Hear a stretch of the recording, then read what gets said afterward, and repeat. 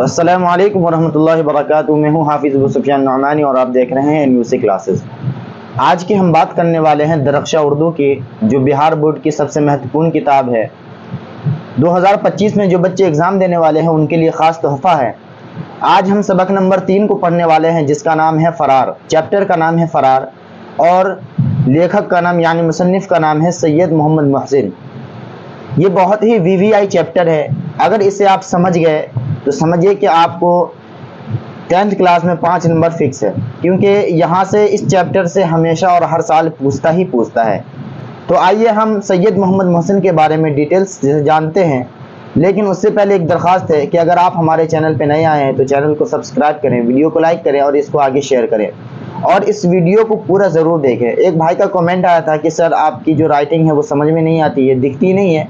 तो मैं आपको बता दूं कि आप अपने मोबाइल की क्वालिटी को थोड़ा बढ़ा लीजिए, तब जाकर क्या होगा कि आपको बोर्ड की तमाम राइटिंग दिख जाएगी। ये कोई डिजिटल बोर्ड नहीं है कि आपको सही दिखेगा। यहाँ पर लिखते हैं तो हो सकता है कि नुक्ता वुक्ता आपको नहीं दिखे, इसलिए क्या कीजिए, आप अपने मोबाइल की जो क्वालिटी है वीडियो की उसको बढ़ा लीजिए। तो आइए हम वीडियो को स्टार्ट करते हैं। यहाँ पर मैंने जो भी बोर्ड में लिखा है सबक नंबर 3 में, जिसका नाम है फ़रार, मुसन्निफ़ यानी लेखक, जो हम इंग्लिश में राइटर बोलते हैं, मुसन्निफ़ हैं सैयद मोहम्मद मोहसिन साहब। सैयद मोहम्मद मोहसिन साहब ये लेखक हैं यानी राइटर हैं, किसके? फ़रार के। फ़रार चैप्टर है, फ़रार नाम है तो हमको ऐसा लग रहा है कि इस चैप्टर में कोई ऐसे इंसान की बात कर रहा होगा जो भाग गया होगा, क्योंकि भागने को ही फ़रार कहा जाता है। तो आप गलत है, ऐसी कोई बात नहीं है। फ़रार चैप्टर बहुत ही मज़ेदार है। ये बच्चों के लिए एक सीख है और वालिदैन के लिए भी एक सीख है। तो आइए हम सबसे पहले मुसन्निफ़ के बारे में जानते हैं।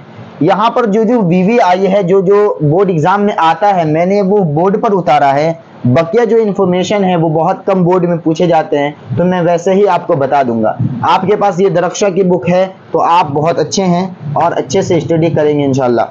तो मैं बता दूं कि सैयद मोहम्मद मोहसिन का शुमार होता है गिनती। ये वीडियो थोड़ी लंबी होगी, तो आप अगर पूरी वीडियो देखते हैं तो गारंटी है कि आपको याद करने की ज़रूरत नहीं है। सैयद मोहम्मद मोहसिन का शुमार उर्दू के अहम अफसाना निगारों में होता है, यानी सैयद मोहम्मद मोहसिन की जो गिनती है वो बड़े बड़े अफसाना निगार, अफसाना कहते हैं कहानी को, बड़े बड़े कहानी लिखने वालों में होता है। वो नफ्सियात के प्रोफेसर थे। नफ्सियात कहते हैं साइकोलॉजी को, साइकोलॉजी के ये प्रोफेसर हैं। कौन? सैयद मोहम्मद मोहसिन साहब। अब ये कह रहा है नफ्सियात उनका खास मौजू था। मौजू कहते हैं टॉपिक को। मैं एक एक बात को वजाहत के साथ बताऊंगा, आपको बस करना क्या है कि इस वीडियो को आखिर तक देखना है। मौजू कहते हैं किसी टॉपिक को, किसी उन्वान को। अगर हम किसी के ऊपर बात कर रहे हैं, किसी के रिलेटेड बात कर रहे हैं, किसी टॉपिक के ऊपर बात कर रहे हैं, तो उसको मौजू और उन्वान दोनों बोल सकते हैं। तो ये ज़्यादातर ये किसके ऊपर अपनी कहानी लिखते थे? तो साइकोलॉजी के ऊपर ये कहानी लिखते थे, क्योंकि इसके वो प्रोफेसर थे। उनके अफसानों का मजमुआ अनोखी मुस्कुराहट है। ये मोस्ट VVI क्वेश्चन है, आप यहाँ पर देख सकते हैं। अफसानों का मजमुआ कहते हैं बहुत सारे को, यानी अगर मेरे पास एक मार्कर है तो मैं सिर्फ कहूँगा एक मार्कर, लेकिन अगर मेरे पास बहुत सारे मार्कर आ जाएंगे तो कहूँगा मैं मार्कर का मजमुआ। यानी जब मेरे पास बहुत सारी चीज़ हो जाती है तो उसको क्या कहते हैं? उसका मजमुआ। तो यानी क्या है? अफसानों का मजमुआ है ये। बहुत सारी किताबों का क्या है? एक सरदार है जिसका नाम है अनोखी मुस्कुराहट। ये इसका किताब का नाम है और ये बहुत ही ज़्यादा पॉपुलर हुआ था, बहुत ही ज़्यादा पॉपुलर हुआ था। और यहाँ पर जो है उर्दू दुनिया में काफ़ी मकबूल और मारूफ हुआ। मकबूल का मारूफ का माना होता है बहुत ज़्यादा पॉपुलर होना, लोग बहुत ज़्यादा इसको पसंद करने लगे। किसको? अनोखी मुस्कुराहट जो किताब थी उसको। आगे लिखा हुआ है इस मजमुए की बेशतर कहानियाँ नफ्सियाती नौइयत की है, यानी इस मजमुआ की, यानी इस किताब के अंदर जितनी किताबें आती हैं वो सब साइकोलॉजी के ऊपर लिखी गई है। जितनी किताबें हैं सारी की सारी साइकोलॉजी के ऊपर लिखी गई है। आगे कह रहा है कि खास तौर पर अनोखी मुस्कुराहट डॉक्टर मोहम्मद मोहसिन की एक ऐसी कहानी है जिसके जिक्र के बगैर उर्दू अफसाने की तारीख शायद मुकम्मल नहीं हो सकती। यानी उर्दू अदब के अंदर अनोखी मुस्कुराहट की बहुत ही ज़्यादा अहमियत है। यहाँ पर यह बात तक कह दी गई है कि अगर अनोखी मुस्कुराहट नहीं होगी तो शायद उर्दू अदब की जो तारीख है वो शायद मुकम्मल नहीं हो सकती। समझ में आ रही है बात? आगे कह रहा है डॉक्टर मोहम्मद मोहसिन की पैदाइश। तो मैंने यहाँ पर पैदाइश लिख दिया है, क्योंकि पैदाइश बोर्ड एग्जाम में ऑब्जेक्टिव में बहुत ज़्यादा पूछता है। क्या कह रहा है? पैदाइश 10 जुलाई 1910 ईस्वी को पटना में हुई। कहाँ हुई इनकी पैदाइश? 10 जुलाई 1910 ईस्वी को पटना में हुई इनकी पैदाइश। आगे कह रहा है उनके वालिद का नाम सैयद मोहम्मद रशीद था। ये भी मोस्ट VVI क्वेश्चन है। जो VVI है, जो बोर्ड एग्जाम में आता है, मैंने उसी को यहाँ पर उतारा है, बकिया में अपनी किताब से बता रहा हूँ। यहाँ पे क्या कह रहा है, वालिद का नाम सैयद मोहम्मद रशीद था। इनके वालिद का नाम सैयद मोहम्मद मोहसिन के, उनके वालिद का नाम सैयद मोहम्मद रशीद था। मोहसिन साहब ने 1926 ईस्वी में राम मोहन राय 1926 ईस्वी में राम मोहन राय सेकेंडरी पटना से मैट्रिक का इम्तिहान पास किया और 1928 ईस्वी में पटना कॉलेज से IA और 1931 ईस्वी में नफ्सियात के साथ BA ऑनर्स का इम्तिहान पास किया और 1934 ईस्वी में नफ्सियात में ही पटना यूनिवर्सिटी से MA फर्स्ट क्लास से पास किया और गोल्ड मेडल हासिल किया। यानी ये इतने पढ़ाकू इंसान थे, इतने पढ़े लिखे आदमी थे कि इन्होंने गोल्ड मेडल तक हासिल कर लिया। और 1938 ईस्वी में वो पटना कॉलेज में शोबाए फलसफा में आरजी तौर पर लेक्चर बहाल हुए। आरजी का माना होता है फिलहाल के लिए और मुस्तकिल का माना होता है हमेशा के लिए। आरजी तौर पर लेक्चर बहाल हुए। फिर 1948 ईस्वी में पटना यूनिवर्सिटी के शोबाए नफ्सियात में मुस्तकिल तौर पर लेक्चर बहाल हुए। यानी 1938 ईस्वी में क्या हुआ कि आरजी यानी फिलहाल के लिए वो हुए, लेकिन 1948 ईस्वी में क्या हुआ कि हमेशा के लिए वो नफ्सियात ही में यानी ये साइकोलॉजी के ही लेक्चर बहाल हो गए। और 1953 ईस्वी में वो शोबाए नफ्सियात में सदर शोबाए नफ्सियात मुकर्रर हुए, यानी ओहदा उनका बढ़ गया। और क्या कह रहा है, 1974 ईस्वी में वो अपनी मुलाजिमत से सुबुकदोश हो गए। सुबुकदोश का माना होता है छोड़ देना, हटा दिया जाना या फिर अपने काम से इस्तीफा देना, सुबुकदोश कहलाता है। आगे कह रहा है, उन किताबों में अनोखी मुस्कुराहट अफसानों का मजमुआ। अनोखी मुस्कुराहट जो है ये एक किताब का मजमुआ है, बहुत सारी किताबों का सरदार है। अनोखी मुस्कुराहट, अफसानों का मजमुआ, नफ्सियाती जावे, नफ्सियाती मजामीन का मजमुआ, जख्म के फूल, शायरी मजमुआ बहुत अहम है। यानी 3-4 किताबें ऐसी है जो सैयद मोहम्मद मोहसिन की बहुत ज़्यादा अहम है। आगे कह रहा है कि उनके अलावा उनकी दूसरी किताबें भी शाये हुई है। शाये का माना होता है अपलोड होना, यानी इन किताबों के अलावा भी बहुत सारी किताबें हैं जो अपलोड हो चुकी है। सैयद मोहम्मद मोहसिन के 3 बेटे और 4 बेटियां थी। कितने बेटे? सैयद मोहम्मद मोहसिन के 3 बेटे और 4 बेटियां थी। और आपने 1973 ईस्वी में अपनी अहलिया के साथ यानी अपनी ज़ौजा के साथ हज का फरीज़ा भी अदा किया था। सैयद मोहम्मद मोहसिन ने 1973 ईस्वी में अपनी अहलिया के साथ हज का फरीज़ा अदा किया। और सैयद मोहम्मद मोहसिन की वफ़ात 2002 में इलाज के दौरान दिल्ली में हुई। यहाँ पे हमने लिखा है वफ़ात 2002 ईस्वी दिल्ली में इलाज के दौरान हुई। तो ये जितनी इन्फॉर्मेशन थी ये बहुत ही ज़रूरी है बोर्ड एग्जाम के लिए। तो आप इसका स्क्रीनशॉट भी ले सकते हैं और इसको याद कर सकते हैं। बाकी अगर आप कुछ याद नहीं करते हैं तो चलेगा, लेकिन ये सब जो है ये बहुत ही VVI क्वेश्चन सब है और ये आजमाया हुआ क्वेश्चन है। आगे हम फरार के बारे में जानते हैं। देखिए, फरार में एक लड़का है महमूद नाम का। फरार जो चैप्टर है उसमें एक लड़का है महमूद नाम का। वो क्या करता है कि उसकी माँ बहुत ज्यादा गुस्सा वाली थी। क्या होगा, एक बार क्या हुआ, उसकी माँ बहुत ही ज्यादा गुस्सा में थी और वो बगल वाले कमरे में, महमूद की बात कर रहे हैं, वो बगल वाले कमरे में अपना हिसाब यानी मैथ बना रहा था। एकदम से आवाज आई माँ की, एकदम जोर से गुस्से में, कि बुला कर लाओ। यानी अब्बा को बात कर रहे थे कि तुम अपने अब्बा को बाहर से बुला कर लाओ। वो अपने बाप के पास निगाहें नीचे करके गया बुलाने के लिए।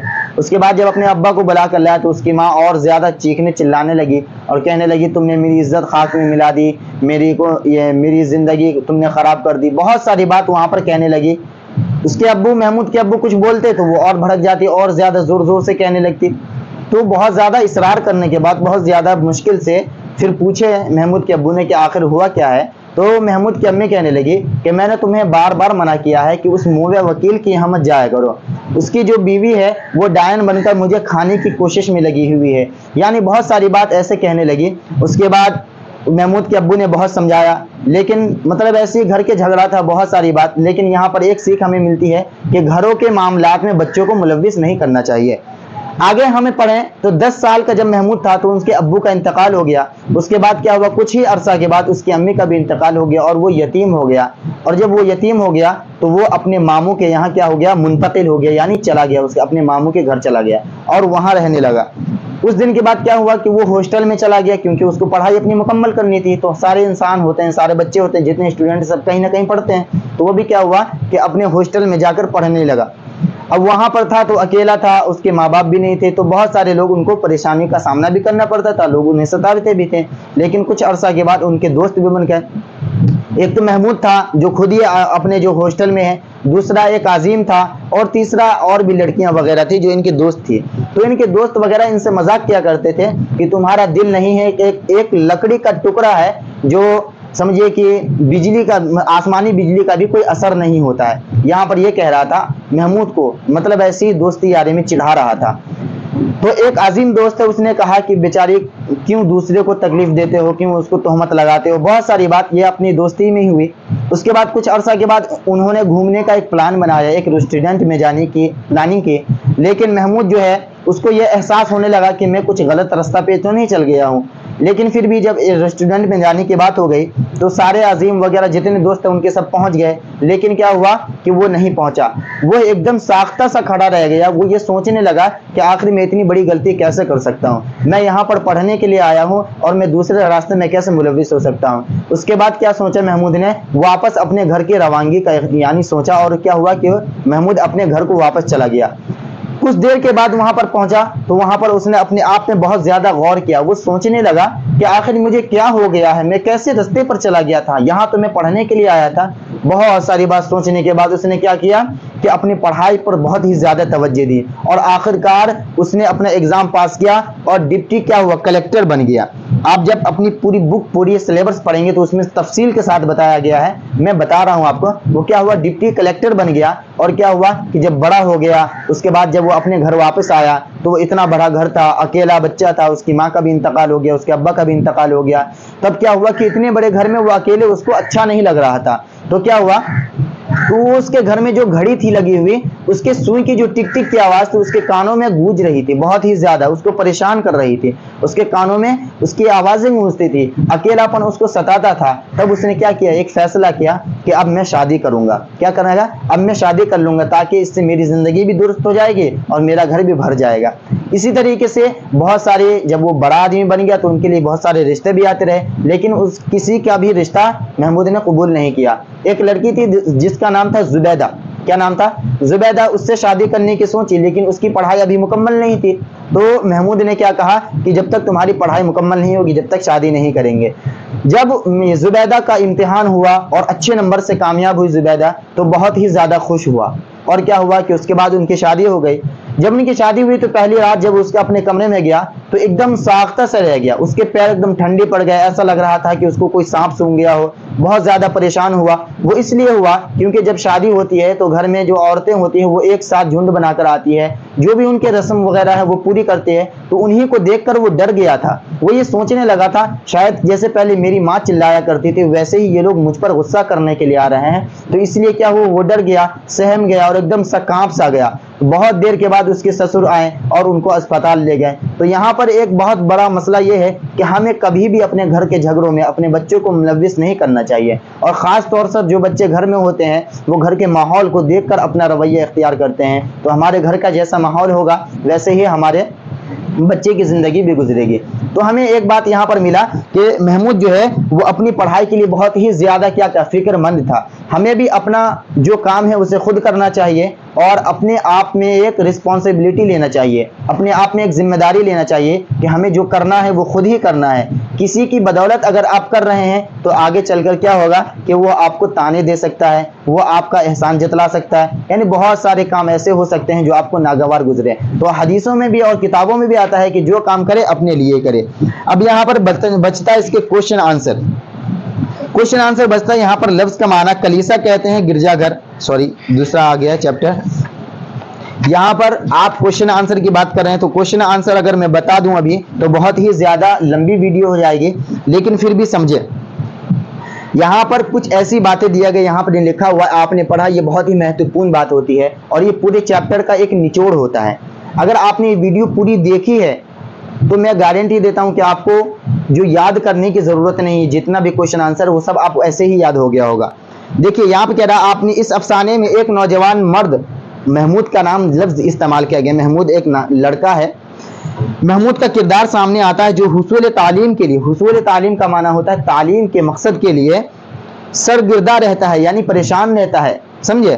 اور عام نوجوانوں کے برخلاف ہاسٹل میں ایک ایسی مثالی زندگی گزارنا چاہتا ہے جو ایک اچھے طالب علم کی پہچان ہوتی ہے. یعنی محمود جو ہے یہ اپنے آپ میں ایک سمجھی ذمہ داری اٹھایا ہے اور لوگوں کے برخلاف، یعنی الٹا. لوگ تو اپنی تعلیم حاصل کرنے کے لیے جاتے ہیں تو بہت سارے الٹے سیدھے کاموں میں ملوث ہو جاتے ہیں، لیکن محمود نے ان سبوں سے خلاف ہو کر کیا کیا، اپنی پڑھائی پر بہت ہی زیادہ زور دیا. لیکن ساتھیوں کے اکسانے پر وہ تفریح کی طرف مائل ہو جاتا ہے. لیکن ہمارے جو ساتھی ہوتے ہیں, ہمارے جو دوست ہوتے ہیں, وہ ہمیں بگاڑنے میں سب سے اول درجے پر آتے ہیں. تو اس لیے کہا جاتا ہے کہ اپنے دوست سے اتنا ہی لگاؤ رکھیں جتنا آپ کے لیے صحیح ہو. اگر زیادہ لگاؤ رکھیے گا تو آپ کے لیے پھر ہانیکارک یعنی نقصان دہ ہو جاتا ہے. تو پھر وہ دوسری طرف دوسرے راستوں پر کیسے مائل ہو گیا؟ اپنے دوستوں کے بہکاوے پر. پھر بعد میں اس کو افسوس بھی ہوا کہ ہم نے کیا کام کے لیے آئے تھے اور کیا ہو گیا ہم سے. سمجھے؟ تو یہاں پہ کہہ رہا ہے کہ لیکن ساتھیوں کے اکسانے پر وہ تفریح کی طرف مائل ہو جاتا ہے, لیکن وہ ایک نفسیاتی الجھن کا بہرحال شکار لیتا ہے. یعنی بچپن سے ہی وہ ان کشمکش میں الٹی سیدھی چیزوں کو سنتے سنتے اس کا دماغ ویسے ہی پاگل سا ہو گیا تھا. آگے کہہ رہا ہے کہ بچپن میں اپنے گھر میں ماں کی سخت مزاجی, شدت پسندی اور باپ پر بے جاں حکمرانی کا منظرنامہ اسے لاشعوری طور پر عورت سے متوحش اور منفرد کر دیتا ہے, یعنی الگ کر دیتا ہے. عورتوں کی جو چال چلن ہے جو اس کی ماں اختیار کرتی تھی, اس سے اس کو ایک نفرت سی پیدا ہو گئی تھی اور اس کے دل میں ایک ڈر سا بیٹھ گیا تھا عورت کو لے کر. اس نفسیاتی کیفیت میں حصول تعلیم کے بعد اور اچھی ملازمت میں داخل ہونے کے بعد جب وہ شادی کی پہلی رات سسرال میں زنانہ خانہ کے اندر داخل ہوتا ہے تو اسے اپنے گھر کا وہ گھٹن بھرا ماحول نظر آنے لگتا ہے. جیسے عورتوں وغیرہ کو دیکھتا ہے تو پھر وہ اسی کو وہی منظر یاد آنے لگتا ہے کہ جو اپنے ماں کے ساتھ وہ دیکھا کرتا تھا.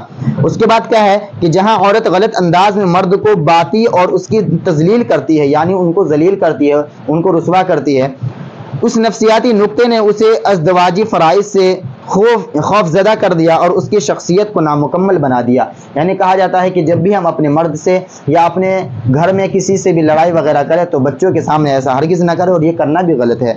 آگے کہہ رہا مختصر ترین سوالات میں ہے, یا تو میں ایک کام کرتا ہوں کہ ویڈیو بہت زیادہ لمبی ہو سکتی ہے, اس لیے میں اس کیا بولتے ہیں سوالات وغیرہ کی ویڈیو الگ سے بنا دوں. اگر آپ الگ سے سننا چاہتے تو کمنٹ کریں, یعنی تو میں ابھی بتا دیتا ہوں کہ ابھی بتا دیا جائے.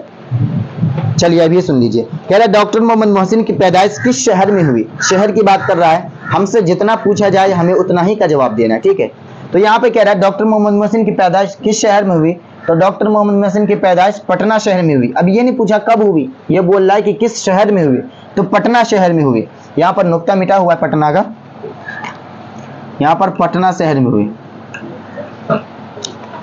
آگے کہہ رہا ہے دوسرے نمبر سوال میں ڈاکٹر محمد محسن کی تاریخ پیدائش کیا ہے؟ پہلے پوچھا کس شہر میں ہوئی, اب پوچھ رہا ہے تاریخ پیدائش. تب ہم کو بتانا ہے 10 جولائی 1910 عیسوی کو.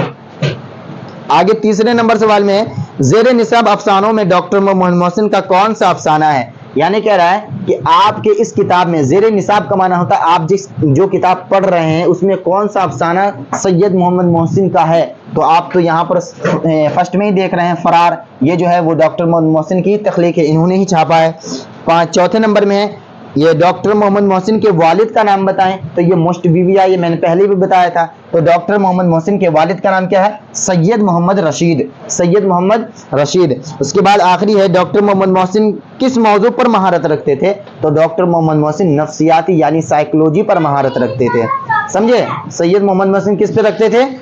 مہارت سائیکولوجی پر رکھتے تھے. آگے یہاں پر ہے مختصر ترین سوالات میں کہ ڈاکٹر محمد محسن کی تدریسی سرگرمیوں پر 5 جملے لکھے. یہاں پر کہہ رہا ہے کہ سید محمد محسن کی تدریسی سرگرمیوں پر, یعنی انہوں نے کون کون سی پڑھائی کی, کہاں کہاں جا کر اپنی پڑھائی کو مکمل کیا, انہوں نے میٹرک کا امتحان کب پاس کیا. تو آپ کو کچھ نہیں کرنا, بس یہاں سے دیکھنا ہے, آپ کو یہ والا چیپٹر کھولنا ہے اور آپ کو شروع سے دیکھنا ہے کہ سید محمد محسن سب سے پہلے لکھ دیں گے سید محمد محسن نفسیات کے پروفیسر تھے, ان کا خاص موضوع تھا ان کے افسانوں کا ایک مجموعہ انوکھی مسکراہٹ ہے. آگے یہاں پر لکھ دیں گے ڈاکٹر محمد محسن کی پیدائش 10 جولائی 1910 عیسوی کو پٹنہ میں ہوئی. ان کے والد کا نام سید محمد رشید تھا. انہوں نے 1926 عیسوی میں رام موہن رائے سیمنڈی پٹنہ سے میٹرک کا امتحان پاس کیا. یعنی ان کی پڑھائی لکھائی کے بارے میں بات کر رہا ہے. سمجھ میں آ رہی بات آپ کو؟ پڑھائی لکھائی کے بارے میں بات کر رہا ہے. آگے یہاں پر ہم دیکھا جائے پھر سوال پوچھے گا یہاں پر کہ ڈاکٹر محمد محسن کی تصنیفات کا ذکر کیجئے, یعنی ان کے اندر کیا کیا کوالٹی تھی وہ آپ بتائیے. تو آپ کو بتا ہی دیا گیا کہ ڈاکٹر محمد محسن کیا تھے, ایک یہ نفسیات کے پروفیسر تھے, وہ بہت پڑھے لکھے آدمی تھے, انہوں نے میٹرک کا امتحان پھر الگ الگ آپ بتا سکتے ہیں اپنے من سے, کیونکہ جب چیپٹر سمجھ جائے گا تو سوال کا آنسر دینے میں جواب دینے میں کوئی پریشانی نہیں ہوگی.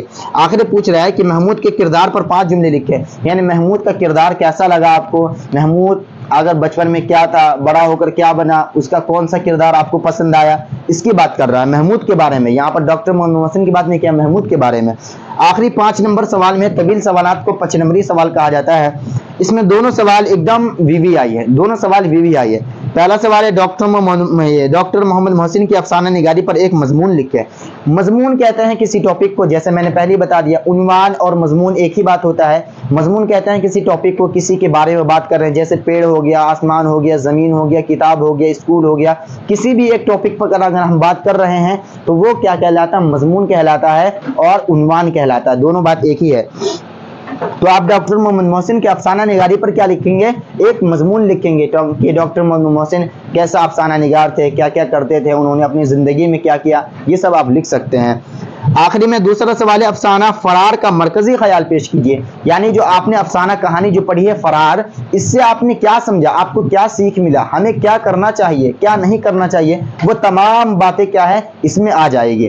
تو امید کرتا ہوں کہ یہ ویڈیو اگر آپ نے آخر تک دیکھی ہے تو پکا سمجھ میں آیا ہوگا، اور 2025 کے لیے جو آنے والا ایگزام ہے ہم لوگ کا، اس میں بیسٹ آپ لوگ کا ایگزام جائے گا اگر یہ ویڈیو آپ نے پوری دیکھی ہے۔ تو اسی لیے اس ویڈیو کو لائک کریں، چینل کو سبسکرائب کرو، اور یہ ویڈیو آگے شیئر کریں تاکہ آپ کے دوست بھی آپ کے ساتھ ساتھ اچھے نمبروں سے سرفراز ہوں۔ تو ابھی تک کے لیے بس اتنا ہی۔ السلام علیکم ورحمۃ اللہ وبرکاتہ۔